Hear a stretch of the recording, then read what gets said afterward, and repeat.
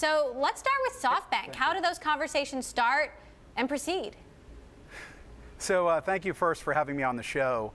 They started actually an affiliate of SoftBank had invested in a round of ours back in 2014. That was a totally separate affiliate, though, but I got to know folks there. So about 9 months ago, we started conversations again, and those conversations, they just accelerated. What has SoftBank told you they're particularly interested in when it comes to your company?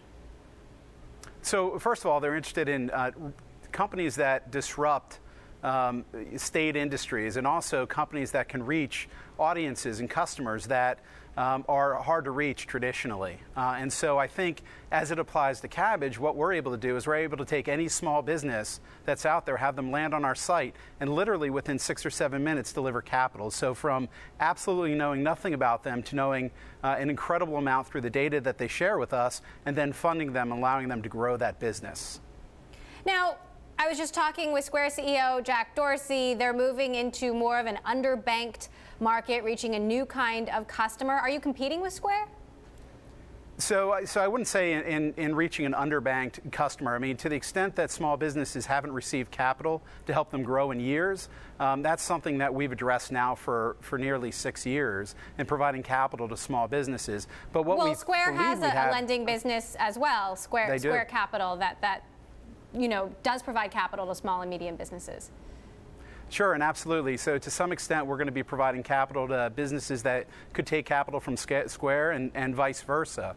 But we operate really in an open market. So we operate with any small business, regardless of whether they're using a dedicated channel like Square or they're using some other payment system. The beauty of our system is in leveraging data that sits on an open network and really isn't confined, if you will, or walled gardened by a particular payment system. Now, I asked the same question to Dorsey. How does economic and political uncertainty, especially when it comes to rates, what does that mean for you guys? So, in terms of economic and political uncertainty, I think what he said was accurate, which is, as an entrepreneur, you learn to live with uncertainty. Look, every small business that we work with, some percentage of that audience that we serve every day is going through stress. These are not the businesses that are buying the fancy cars, the big mansions, and are going on fancy trips. These are small businesses that are your dry cleaners, your restaurants, the folks that are the lifeblood of the economy. The key here is to be able to give them access to capital to help them grow and deal with uncertain times, which they always have. So I know you're looking ahead. Talk to me about expansion and plans to go public. Sure. So in terms of expansion, we're going to go much deeper with our small business customers, and so we're going to really start focusing on specific industries like those that I mentioned before and get deeper and richer information and be able to give that data back to them.